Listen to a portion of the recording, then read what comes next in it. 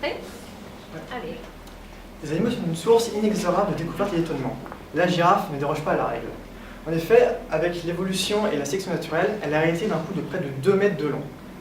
Alors la question que l'on peut se poser, c'est comment le reste de l'organisme de la girafe s'est-il adapté à l'augmentation de la taille du cou?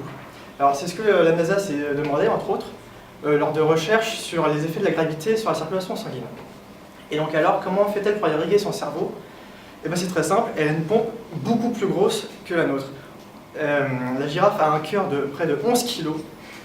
Proportionnellement à nous, c'est comme si on avait un cœur 5 fois plus grand, il prendra toute la place de la cage thoracique. Et donc cette énorme pompe a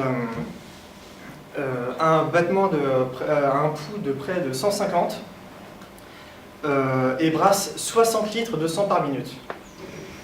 Prend une pression à peu près plus de 2 fois plus élevée que la nôtre. Alors vous pouvez mettre votre main au niveau du cou pour vous rendre compte un peu de votre pouls et de votre pression, et donc la girafe c'est 2 fois plus élevé. Et donc alors, cette énorme pompe envoie le sang jusqu'en haut, et en plus de ça, il y a une sorte de système de siphon ou de tube en U, comme pour vider les aquariums, qui fait que le sang, en retombant, va attirer avec lui du sang des artères pour éviter de créer un vide. Et donc ça va aider encore un peu plus le sang à remonter tout en haut du cou de la girafe.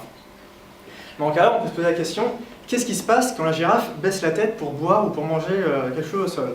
Parce que vous, si vous mettez la tête en bas, vous n'allez pas apprécier, vous allez devenir tout rouge, vous allez sentir une forte pression au niveau de votre tête.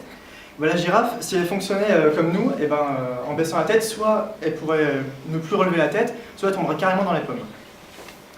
Et donc la girafe, elle est maligne, elle a dans ses artères plein de dérivations, qui quand elle baisse la tête, ces dérivations s'ouvrent et le sang va passer par celle-ci, et donc ainsi diminuer fortement la pression exercée au niveau du cerveau. Alors vous me direz, il n'y a plus de pression pour ensuite, il n'y a plus assez de pression pour faire remonter le sang dans les veines jusqu'au cœur, parce que dans la tête, il n'y a pas de pompe. Et la girafe encore, elle a trouvé la solution, parce que dans ses veines, du coup, elle a plusieurs valvules, 5 exactement, qui s'ouvrent pour laisser passer le sang et se referment pour l'empêcher de revenir en arrière.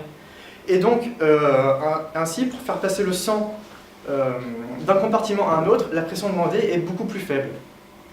Et en plus de ça, la girafe dispose de muscles au niveau du cou qui vont se contracter et ainsi exercer une pression sur les veines pour aider le sang à remonter vers le cœur. Et voilà comment la girafe arrive à garder les idées claires.